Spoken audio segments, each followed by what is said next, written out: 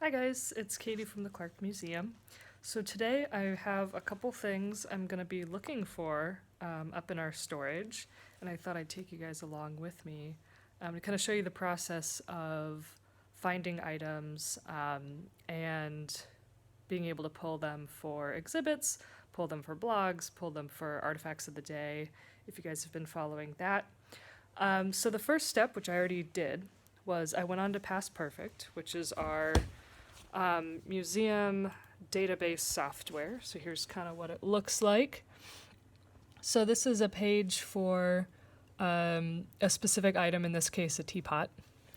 So this tells us where it's at, and this is kind of cryptic, but that says it's in the vault at a spot called 23B. 23 is the shelf or the cabinet, the cabinet, and then B is the shelf. So I went through and I found that information for a bunch of items. And it took a little bit because I searched hospitals. These are all items that I'm going to go look for.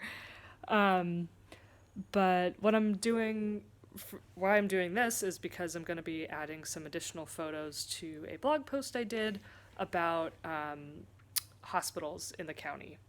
I also have a follow-up blog post on some of the other hospitals I missed in the first one. So let's go take a look for some of these things. All right. So I got my gloves on, you'll notice. So that is to help protect not only the objects from the oils that occur naturally on your hands, but also to protect you from the objects. Sometimes there's things that we have in storage that might have been treated with things like arsenic, so you got to be really careful. And we take those precautions very seriously. So we're at the top of our stairs. Here's the room called the vault. It's a literal bank vault. So let's go check it out. So this is part of the vault. Goes all down here. Shelves and shelves and shelves of goodies. This room particularly reminds me of my grandparents' basement when I was growing up. They lived in Wisconsin, lived in the same house for 50 years, and they had a lot of stuff. So it's a lot of fun. But this is organized stuff. That's the important thing to note. So let's see. So that teapot that we mentioned, it's the bottom one, and looks like the text is backwards for you guys. Sorry about that. So we're looking at 23B, and this number, oh goodness, that's kind of hard, but the number that you kind of see right there, it's P89.2.1. That's called the accession number. So every specific item has its own unique accession number. So that's how we can tell if we have, 3 items that kind of look the same, you can tell which one's which. And it's a unique item that the item, or a unique number that the item carries with it. All right, so let's see. So these are the 23 over there and 24 shelves, and you'll notice that there's letters that go with each of them. So C, 24E, and then these ones have boxes that have more specific items in them that are smaller. So this one's got badges for community media, festivals, events, all kinds of things. We got silverware, we got other kind of, I think these are buttons as well. Got some money. We got a whole, I think this is a tea set. Anyway, so we got this ladder right here. All right, so we got 23B. Let's go right on up here. All right, we got some teapots, tea sets, all silver. All right, so, this might be kind of interesting. I might have to prop the phone so I can move this safely. So when you're moving museum items, you want to use both hands. I'm just going to put these right up here for now.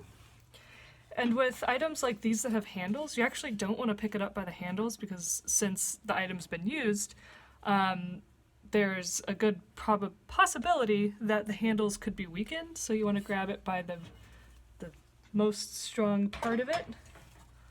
Man, these are really cool. These ones have little or not monograms, but letters on them. Put these up here. Man, there's a whole set Let's go all with these little letters on them.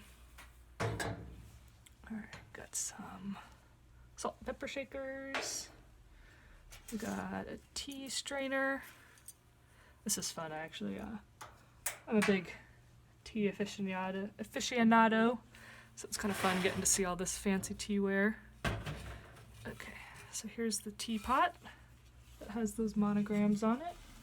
I'm actually going to put this right over here, so it's out of the way. Wow, this is a fancy one. Check this out.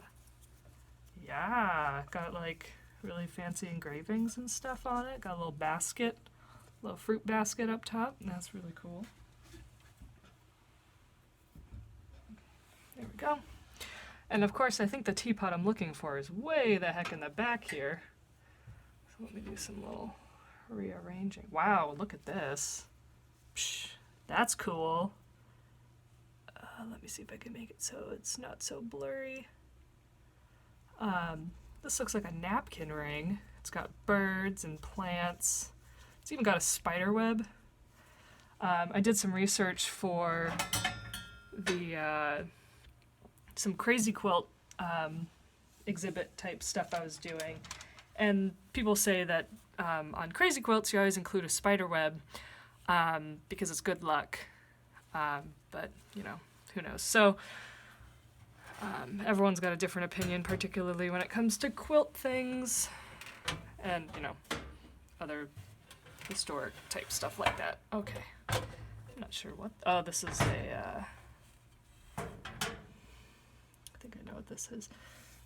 This is for holding like olive oil and vinegar and then like spices and stuff.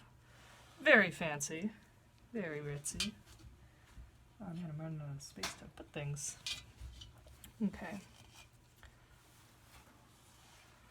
I'll just put this right over here. Okay. And I think this is the teapot we are looking for. Okay, let me see. Page 9. Nope, this is not the teapot I'm looking for.